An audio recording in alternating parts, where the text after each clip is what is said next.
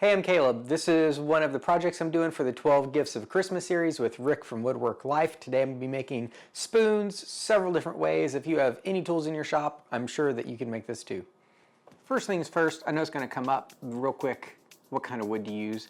Don't sweat if the wood is hard enough or soft enough or what size. Just adjust your spoon accordingly to what you have. This is a great project for scraps. Stick to domestics, whatever's local to you. Once you get into exotics, generally the closer a tree grows to the equator, it has toxins in it to help ward off insects and stuff. So those woods might be toxic.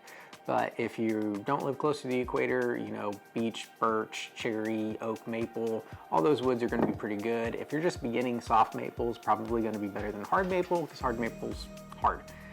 Also, closed grain and open grain. I recommend probably sticking with closed grain woods, though lots of things have been made with open grain woods. But just from a common sense perspective, on a closed grain wood, there's not crevices for food particles to get into, so probably a little bit more sanitary, but it really doesn't matter that much. Just go have fun. All of the spoons start out basically the same way, sketching out on the blank what they're going to look like. For the first one, I'm using a piece of walnut and incorporating the sapwood for some contrast. The bandsaw is definitely one of the fastest way to carve a spoon in my opinion, and a method that I really enjoy. My first cuts are just to rough out the outline of the spoon, and I take care to leave the offcuts as whole as possible for later. Now, clamping the offcuts back on help hold it steady while I carve the bowl with a hook knife or spoon knife. Woodworkers aren't really known for creative names. This could have been done before any of the bandsawing, but I like doing things in this order because otherwise I would have undoubtedly sawn into the carved bowl at the bandsaw and just ruined the blank. After I've done the best I can with the spoon knife, I switch to a card scraper to refine it because I'm not great with the knife. I'll leave a link to a video on how to make a card scraper in case you don't have one. Now I get cute and go to hot glue the offcuts back to the spoon to make it easier to bandsaw in half, but I realized I never jointed this and don't have a flat edge on the plank, so they're practically useless, but I still glue one on just to reinforce it as it goes through the bandsaw. And like magic, now I have two spoons. And because I sketched these with the curved handle, now I have a left and right-handed spoon for double the spooning. This is still super rough though, so it's back to the bandsaw to refine the shape. My goals here are to remove most of the material from the back of the bowl and get the handle to an octagon, which will speed up the next step, which is further refining at the belt sander. I really like shaping things at this belt sander because it has a different radius on each end, so it's kind of like having two spindle sanders and a belt sander available all the time.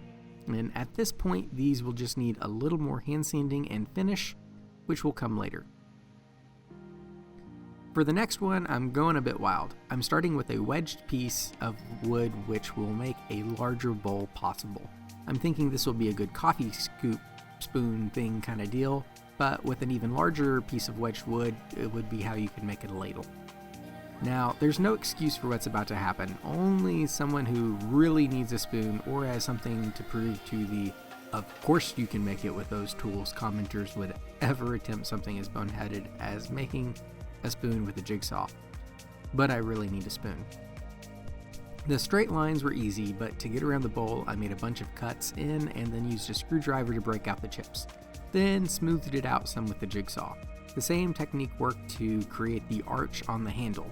And though it probably wouldn't have been necessary on the handle in a softer wood, but this dried hickory is really unforgiving. The hardest part of roughing out the bottom of the bowl was finding a way to clamp it, but fortunately my bandsaw table made for a pretty good clamping surface. Now, none of this spoon makes sense at all, so I'm just going to break from my masochism and use my belt sander instead of hand sanding it, because I don't hate myself quite that much. But then my sanity lapses again and I start drilling out the bowl. Then I use a chisel to break out the chunks and smooth it some, and refined everything with some hand sanding to bring it home. Last up are some typical wooden spoons like you see hanging out at the local grocery. I'm using a piece of cherry and marked it out by copying a spoon that I borrowed from the kitchen. With this one, I want to show how to nest spoons to maximize material and some more hand tool techniques. But I've already shown carving with a spoon knife, so I'm gonna ignore the hand tools for a second and just blitz out the bowl with a cove bit and a router. And now, back to the hand tools. I use my Japanese pull saw to cut much of the straight lines on the handle and remove a lot of the waste around the bowl.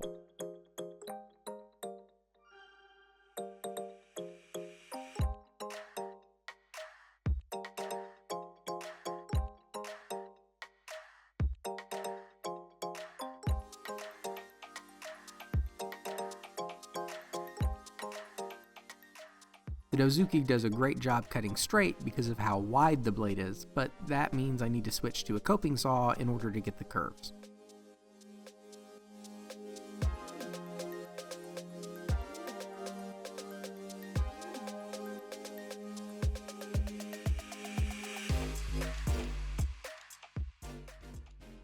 These blanks are thick enough to make 2 spoons, but I only have the profile drawn on one side.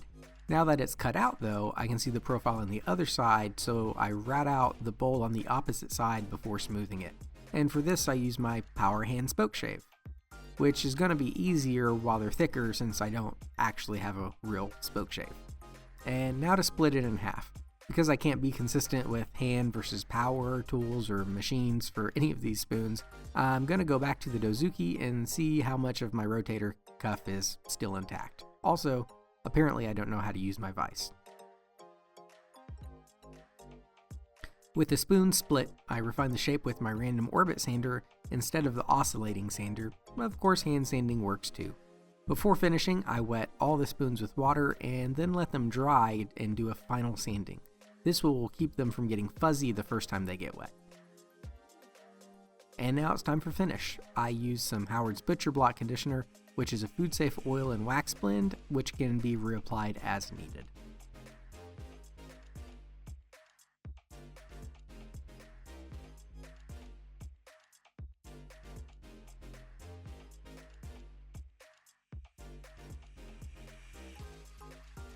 Anyway, spoons make great gifts. People love getting them. Everyone uses them pretty much.